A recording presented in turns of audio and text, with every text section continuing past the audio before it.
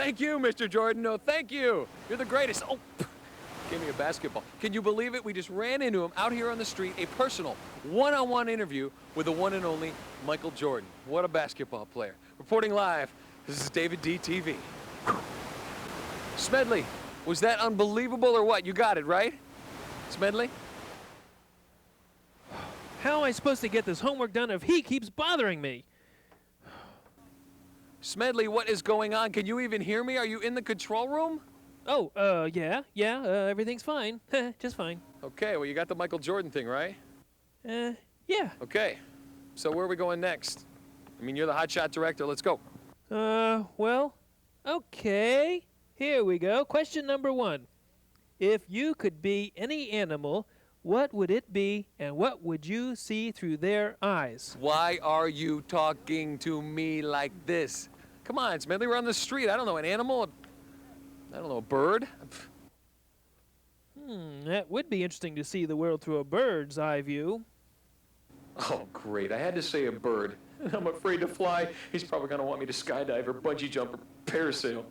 Hey, we're going parasailing, pal.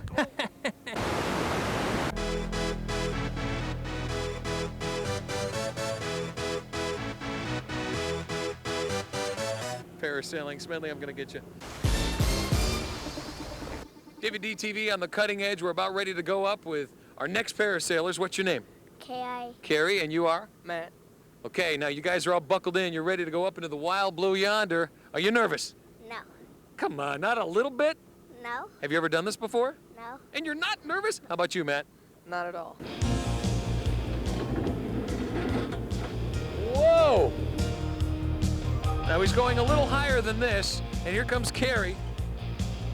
Carrie's holding on. It's a little choppy out here today, huh? Yep, just a little bit. How fast do you have to get the boat going before they can actually start taking As off? long as they're flying back there, I can take them out. Probably about 5-10 miles an hour. That's it? You don't have to floor it? Not in this wind. Because if you need somebody to floor it, I'm there for you. Okay, here. Okay. You wanna... Yeah, I'll take the wheel for a little bit here. They look like they're fastened in, ready to go. Thumbs up. Good, comfortable. Good, comfortable. There. There they go. What we're gonna attempt now is a free fall. How do you do a free fall from here? I just get them up as high as I can and shut the motor off. Shut the motor off. What? There's no way I'm gonna do that. No way. Out of gas. Captain Kyvan, what are we doing here? We're bringing them in? We're bringing them in now. Now, how is this done? By the hydraulic winch down below, I hope. Okay, we got the hydraulic winch down here. Oh, look at there's a bunch of little guys pulling the rope in. And they are just pulling them in. Check this out. Here they come. We're going to land them right on the back of the boat. They look like professionals. Whoa! We have touchdown. That was an hydraulic winch that pulled them in. And it was me steering the boat. It's also me about to get seasick. I'll be right back. Do we talk about life insurance at all? Am I covered? Huh?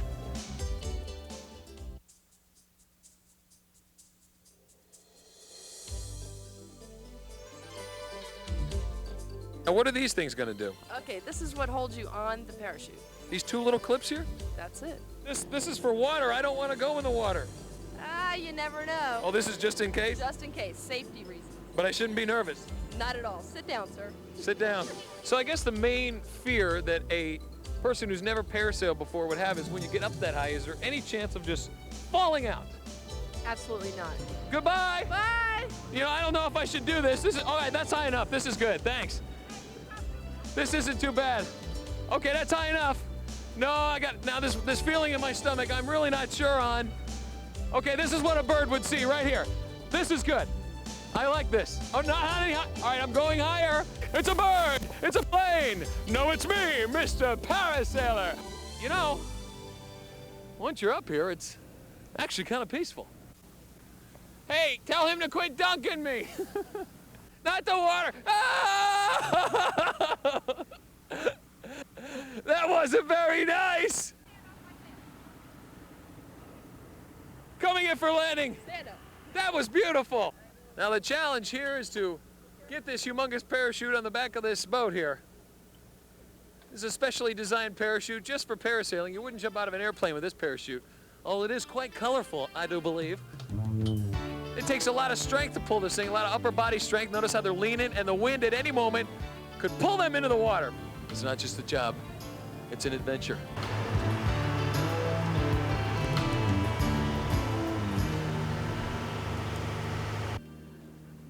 Well, there you have it. A bird's eye view of the Gulf of Mexico parasailing with David D. TV. Whoa, this parasail cam is great. No, I'm up here, David. Smedley, what are you doing? You're making me dizzy, for Pete's sake. Come on, we need our next assignment, come on. Assignment? Egad, my homework assignment. Homework Okay. assignment? What? We're doing a show here, I mean, come on. Okay, hold on.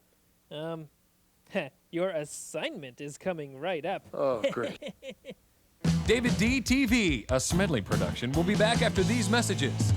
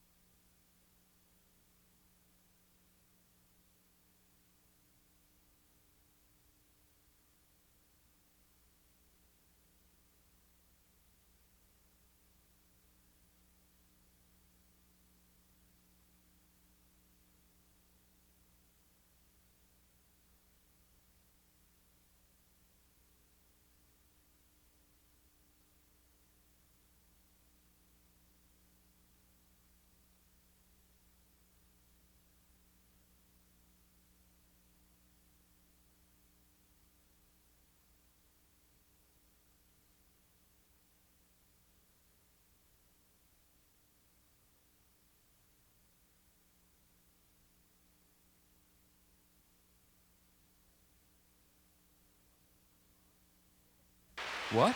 We're on? And now back to David D. TV. Smedley, come on, wake up. I know it's cool and comfortable in the control room, but it is hot out here. Okay, where are we going next, bud? Just hang on. Chill out. I'm the director, okay? Oh, let's see. Oh, what's the next question on my homework assignment? I mean, your next question for your assignment is, you have chosen to be a bird. So, are you an endangered bird? I don't know. I guess it depends on what kind of bird you chose. Hey, I know. We'll just punch up the old bird cam. Bird cam? All right, here we go. In 3, 2, 1.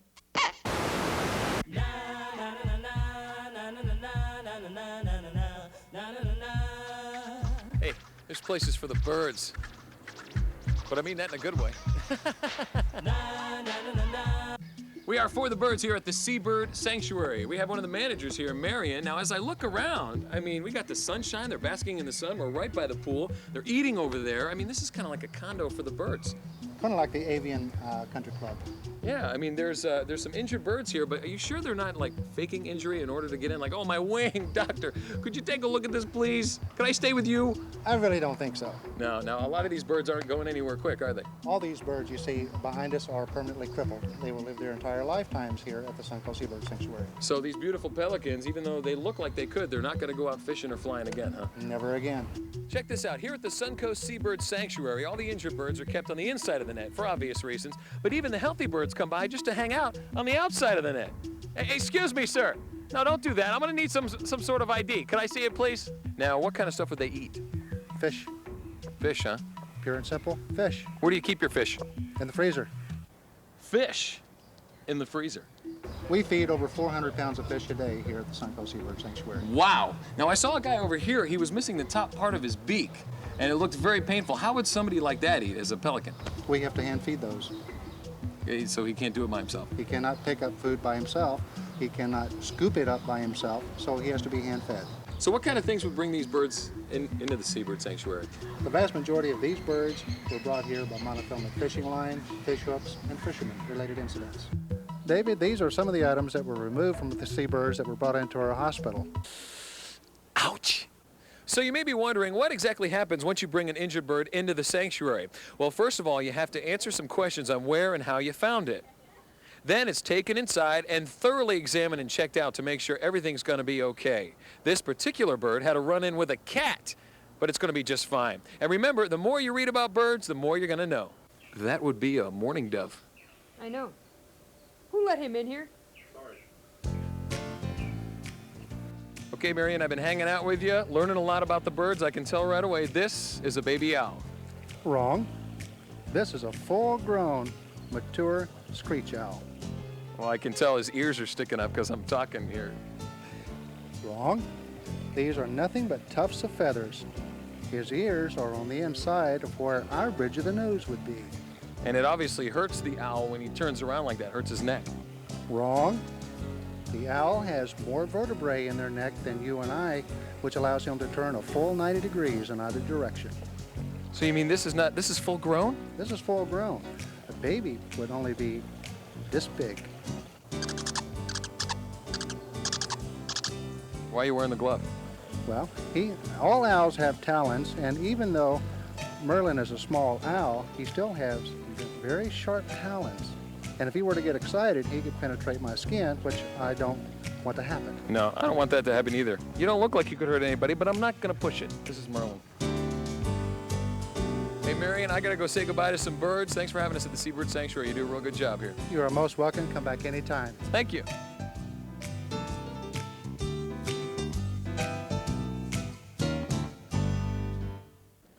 No, you guys, no, you don't understand. You can go now. You're free. You're healthy. Go on, be free. Okay, hang out here. It is nice. Reporting at the Suncoast Seabird Sanctuary, this is David DTV. Sadly. Commercial, but hello. Sadly. Commercial. Commercial!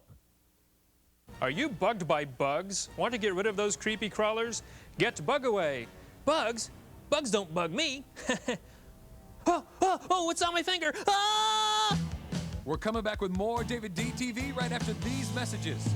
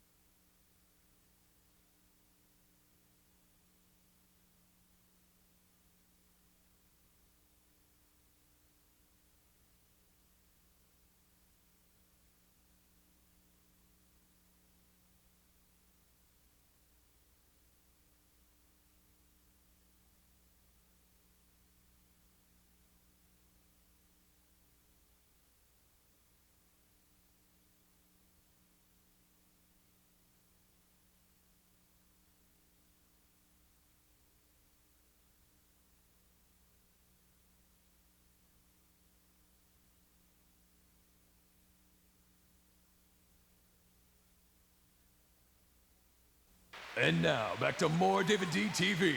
Hey, Smedley, you think that sounded like me? David. David. David, you're on the air. David. Oh, don't do that. Oh, my microphone. Turn it up. What? There we go. David, you're on. What? Wait, what's the story? Well, listen, I just need one more thing to finish my school report. Wait, school report. Wait. Did I say school report? I meant to say special report. Your special report on this. Find something that you can do in your own backyard to demonstrate what a bird does. I guess you'll have to go outside and eat some worms. Yeah, Smedley, go fly a kite. Okay.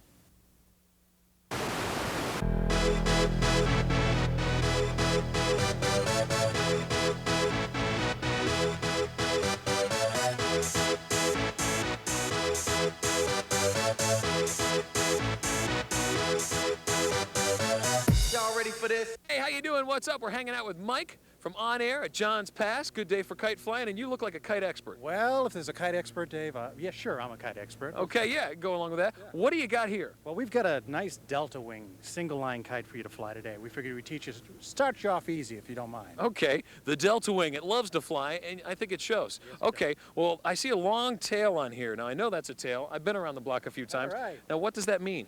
The tail helps stabilize the kite once it gets in the air. So actually, the longer the better? The longer the better, up to about 6 or 10 feet, and it also adds some nice color, too, so we can see the kite better in the air. Okay, well, we got a whole bunch of kites here. Let's launch this baby. All right, want to give it a shot? All right, let's move it around this way. I'll let you do it since you're the kite expert. Well, this time, then we're going to let you do it, all right, Okay. from there? All right, this is easy, huh? You remember how people like to run with kites? Yeah. Well, you're not supposed to run with kites. Really? No, because when you run with kites, you pull them out of the air. All you have to do is just let them go.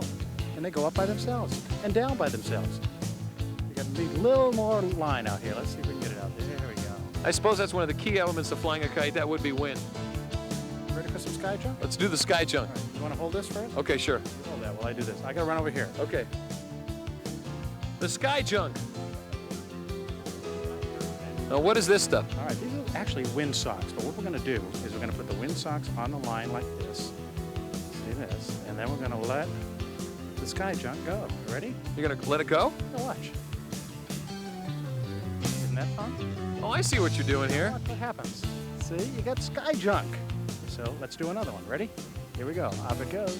You know, I got an old pair of boxer shorts we could strap on there. Now that would be sky junk. Yeah, I guess it would be. Okay, Mike, what do we got here? We got the dual line kite, the stunt kite, the acrobatic kite, and we're going to have some fun. We're going to get it in the air right now. Now this looks a little different. You have two handles now and two strings. We got two handles, two strings attached to the kite, and what we're going to be able to do is take the kite in the air and control it and do things up in the air with it. Does this bigger kite need more wind? Well, it doesn't really need more wind. It just needs more skill and need more. Well, you got to know what you're doing. That's why we got the professional Mike. We're ready right. for launching. Here we right. go. You got the handles? I got the handles. Let's launch this All right, puppy all right. in 3, 2, 1. Take it up. Whoa! Holy smokes! It sounds like it's got an engine attached to Yeah, it. it doesn't. It's just the ripstop against the air, and it causes the vibrations that cause the noise. Now this looks like it takes a little more coordination than that one we had earlier. Just a tad bit, yeah. You got to know what you're doing. It's all eye-hand coordination. You pull the lines to steer the kite, and just have to know what's going on at the time. And hope you This don't- looks like you guys could actually compete doing this thing. Yeah, there are competitions. In fact, the competitions are just like, well, they're like doing ice skating. In other words, you have team competition, you have singles, you have different types of ballets you do to music. Right. So it's judged in the same way that an ice skating would be judged. They don't make you wear those little outfits, do they? No. You don't have to wear the tutu or the little tight skirts or anything. This is incredible. You know what? This is so exciting. I have to get my hands on the kite. I got to try it. Well, Dave, this takes a little bit more than the other kite. that Mike, I think I can handle it. It's just going back and forth. Well, yeah, but you got to kind of control it as you do it, Dave. Well, Give me the steering wheel. I think I can handle it. All right, I'll let you try it now. You ready? Yeah, let me All right, get here it- I go. I'm going to get it just around the hop front in here. there. All right. All right, now you take both the handles, Dave. Both the handles. Okay. I got it. All right, you gotta No control it. problem. All right, Wait, hold on. But Dave, Hold on. Dave, that's not Wait. the way. No, Dave, no, Dave, wait. no, No, Dave, no, Dave, no, stop, wait. Dave. I'm trying to go. Ow. That wasn't expensive, was it? Oh, don't worry about it. I own the shop. I can fix it. I've got one for you though. It's a little bit easier for you. Okay. All right. This is a little. Sure. Yeah. A little glue. That'll be fine. How about? This is for you, Dave. And I think maybe you might find this a little bit easier to fly.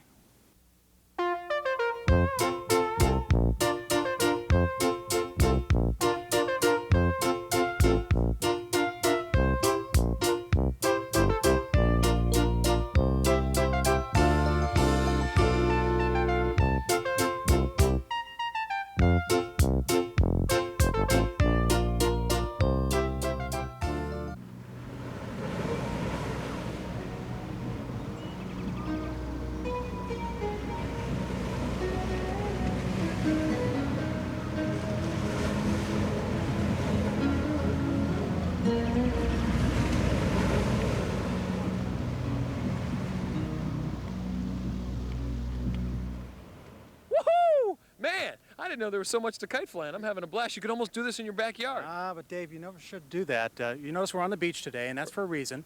You don't want to fly near any power lines, any trees, any obstructions that your kite's going to get caught into.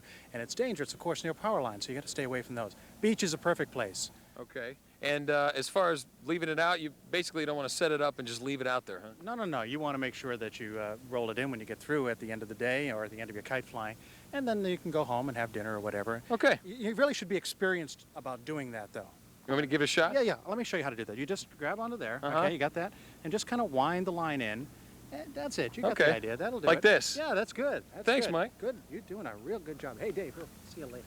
Bye, Mike. All right, I'll just, hey, you know, Mike, this could take a while. It's way up there. Mike? Mike, I'm hungry. Come on. Working hard for you. This has been a special report on David D. TV. Okay, David. Tell them we'll be right back. Tell them we'll be right back. Roll over on my back, no problem. What a dweeb. If Smedley doesn't break anything, we'll be back with more after this.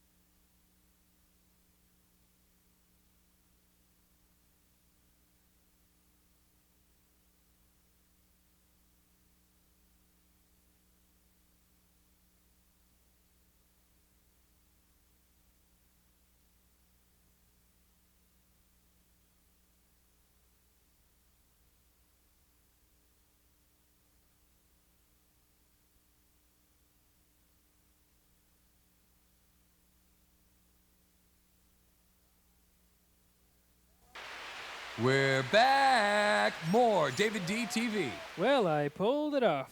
The show, right? Yeah, that too.